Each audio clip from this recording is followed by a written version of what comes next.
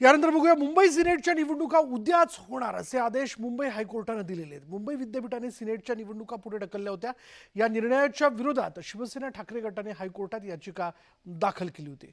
मुंबई हायकोर्टाने मुंबई विद्यापीठाला फटकारले आणि त्यामुळे सिनेटच्या निवडणुका उद्याच घ्याव्या लागणार आहेत।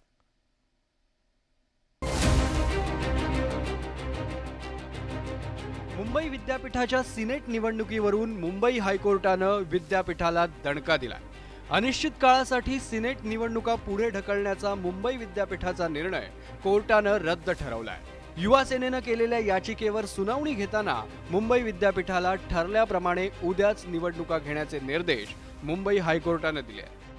हा विजय हा केवळ युवा सेनेचा नसून हा 13,500 पदवीधरांचा आहे आणि या सरकारने जे काही लोकशाहीला च्या विरोधात जे काही षडयंत्र रचलं होतं हे षडयंत्र देखील उच्च न्यायालयाने हाणून पाडलेलं आहे। त्यामुळे आम्ही उच्च न्यायालयाचे खूप खूप आभार मानू इच्छितो। मुंबई विद्यापीठानं यापूर्वी या निवडणुका पुढे ढकलण्याचा निर्णय घेतला होता, त्यामुळे राजकारण रंगलं।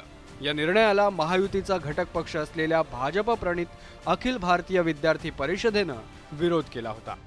फक्त आणि फक्त मुख्यमंत्र्यांच्या राजकीय लोभापायी त्यांनी विद्यापीठावरती दबाव पाडून त्या दबावाला बळी पडून या विद्यापीठाने जे या निवडणुका या स्थगित करण्याचा जो निर्णय घेतला आहे त्यामुळे सर्व पदवीधारकांना हा निर्णय एकदम अपमानकारक आहे आणि एकदम निर्णय हा दुर्दैवी आहे। सिनेट निवडणुका पुढे ढकलण्याच्या निर्णयावर ठाकरेंच्या पक्षानंही मुख्यमंत्री शिंदे आणि मुंबई विद्यापीठावर घणाघात केला होता।